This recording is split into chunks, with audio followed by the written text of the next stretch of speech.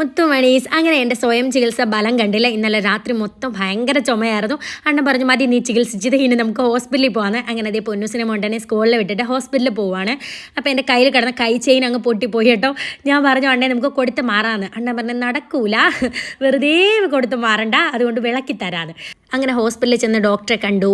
അങ്ങനെ BP നോക്കുമ്പോൾ BP ഭയങ്കര ലോ ആണ്. അത് കേൾക്കേണ്ട താമസം അണ്ണ എന്നെപ്പറ്റി കുറേ കുറ്റങ്ങൾ അങ്ങോട്ട് പറയാൻ തുടങ്ങി. ഞാൻ രാവിലെ ഫുഡ് കഴിക്കാറില്ല, വെള്ളം കുടിക്കാറില്ല, കൃത്യസമയം ഫുഡ് കഴിക്കില്ല എന്നൊക്കെ. അങ്ങനെ ഡോക്ടറിൻ്റെ വായിരിക്കുന്ന എല്ലാം കേട്ടിട്ട് ഞാൻ ചോദിച്ചു അണ്ണ എന്തിനാ ഇതൊക്കെ പറഞ്ഞത്, പിന്നെ പറയണ്ടേന്ന്. അങ്ങനെയെങ്കിലും ഞാൻ നന്നാവട്ടെ എന്ന് കരുതിയിട്ടായിരിക്കും. ഈ സ്കൂളുള്ള ദിവസം പൊന്നൂസിനെ മൗണ്ടൻ്റെയും പുറകെ രാവിലെ ഓട്ടവും ബഹളമായിട്ട് മിക്ക ദിവസവും ഞാൻ രാവിലെ ഫുഡ് കഴിക്കാറില്ല കേട്ടോ ഫ്രണ്ട്സ്, അത് സത്യമാണ്. അതുകൊണ്ട് പ്രതിരോധശേഷി വളരെ കുറവാണ്. എന്നിട്ട് കാറി കയറിയിട്ട് ഈ മനുഷ്യൻ എന്നെ ഇരുന്ന് കളിയാക്കുവാണ്, എന്താ ചെയ്യാനാണ്.